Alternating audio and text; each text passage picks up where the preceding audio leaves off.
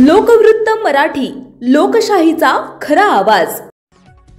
चिमुकली यज्ञा दुसाने प्रकरणी अहिर सुवर्णकार नवयुवक संघटनेतर्फे मूक मोर्चा।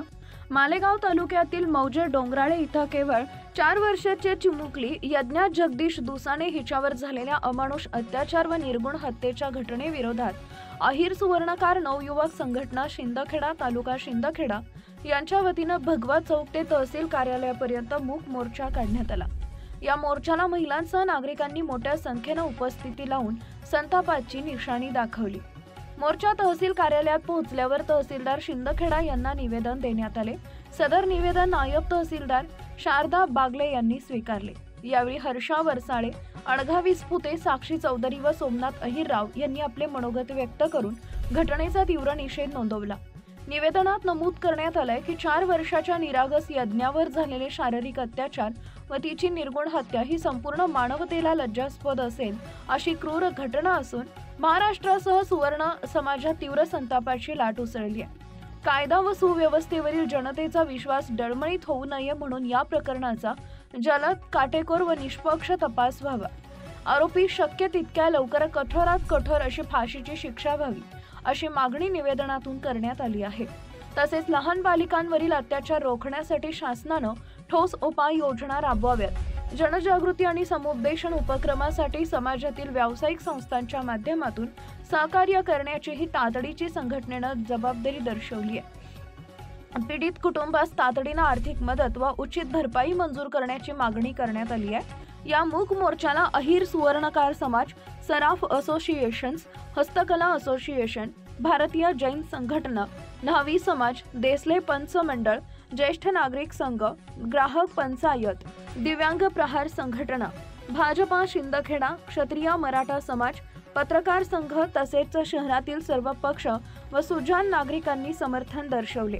यावेळी सहाय्यक पोलीस निरीक्षक हनुमान गायकवाड यांच्या नेतृत्वात पोलीस प्रशासन सज्ज होते। मुख्य संपादक भूषण पवार। प्रत्येक क्षेत्रामध्ये काम करत असताना तिच्यावर अत्याचार केले जातात। का होत आहे? का तुमची परिस्थिती सुधारू शकत नाही? तुमच्या घरात महिला नाही, तुमच्या घरात मुली नाही। ती मुलगी चिमुरडी फक्त आणि फक्त 3 वर्षाची होती। काय होती तिची चुकी? तिला जगही कळत नव्हती। तिचे आई वडील सोडून ती कोणालाही ओळखत नव्हती। कसले आम्ही दाखवले चॉकलेट आणि बिस्किटाचे। लहानपणी मुलं खेळणींसोबत खेळणार नाही, चॉकलेट बिस्किट खाणार नाही, तर काय करतील? काय असं केलं जातं? वारंवार घडणाऱ्या घटना आहेत।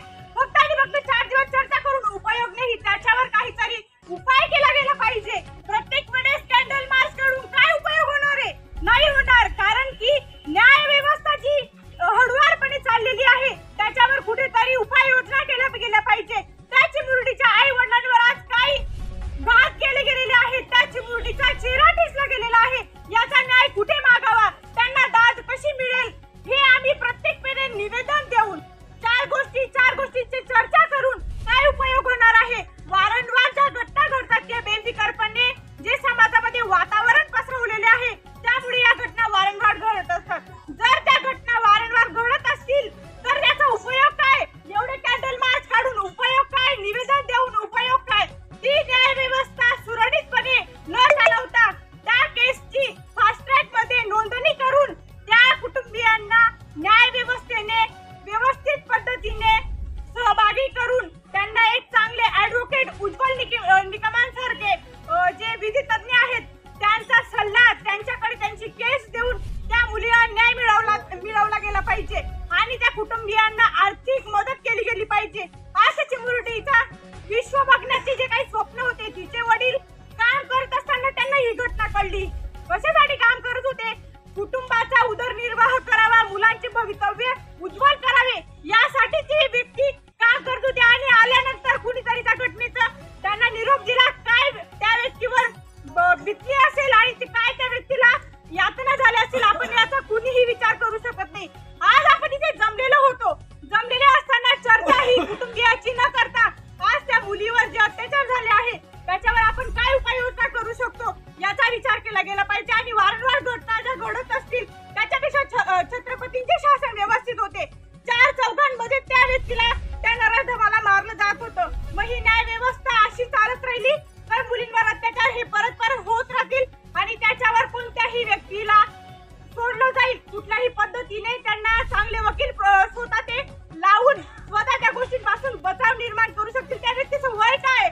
फक्त महाराष्ट्रात किती घटना होतात पण त्या घटनेवर कोणीच लक्ष देत नाही. पण ती किती लहान चिमुकली मुलगी होती, तिच्यावर किती अपराध झाले पण त्यावर कोणीच लक्ष दिले नाही. माझी मॅडमांसमोर एकच विनंती आहे, त्या मुलगीवर आणि त्या मुलावर अपराध केलाच पाहिजे आणि त्या मुलाला फाशीची शिक्षा दिलीच पाहिजे.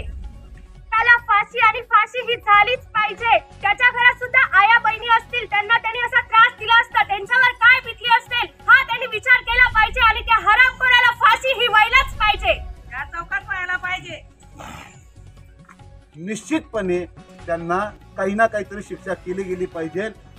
अगोदर असे प्रलोभन करणाऱ्यांना तर तुम्ही जेलमध्ये टाकलं पाहिजे. कारण अशा प्रकारच्या घटना आज तुमच्या घरात आहे, आज आमच्या घरात आहे, उद्या तुमच्या घरात आहेत. ही साधी गोष्ट आहे. 4.25 वर्षाची मुलगी जिला कोणत्याही प्रकारचे ज्ञान नाही, ती अज्ञान मुलीवर अशा प्रकारचे निर्घृणपणे अत्याचार करणं हे मानवी काळामध्ये येणार आहे. मनाला तरी आपल्याला शोभतं का? विचार जर आपण केला तर मनाला तरी आपल्याला शोभतं की किती निषिद्ध घटना आहे. त्या नराधमाला निश्चितपणे चौकामध्ये जाऊन त्याला सरळ सरळ उभं चिरलं पाहिजे असं माझं स्पष्ट मत आहे. त्यामुळे मी या ठिकाणी प्रशासनाला नम्र विनंती करतो की त्यांच्या कुटुंबियाला आर्थिक संरक्षण द्या, त्यांना सगळ्या प्रकारचं संरक्षण पुरवा आणि जे साक्षीदार असतील त्यांच्यासाठी सुद्धा तुम्ही कायम जागृत राहा आणि ती घटना त्याला 4 दिवसानंतर जामीन मिळवून देईल असं होणार नाही. अशा प्रकारची चांगली केस रंगवून त्याला निश्चितपणे फास्ट ट्रॅकमध्ये ही केस चालवून त्याला फाशीची शिक्षा झाली पाहिजे असं मी या ठिकाणी या जे त्या मुलीवर घटना घडलेली आहे एक सगळ्यांचीच मुलगी आहे, एकाचीच नाही आहे. आणि जे आहे निवेदनमध्ये म्हटलेलं आहे आणि जी निवेदनमध्ये जी मागण्या केल्या आहे, आता आपल्या मुलींनी जी मागणी केली की आजच्याच तात्काळ आपण वरिष्ठांना करू आणि त्याच्यावर त्याचप्रमाणे कार्य व्हावी अशी आम्ही तुम्हाला शासनाला त्याची आपण हे देऊ.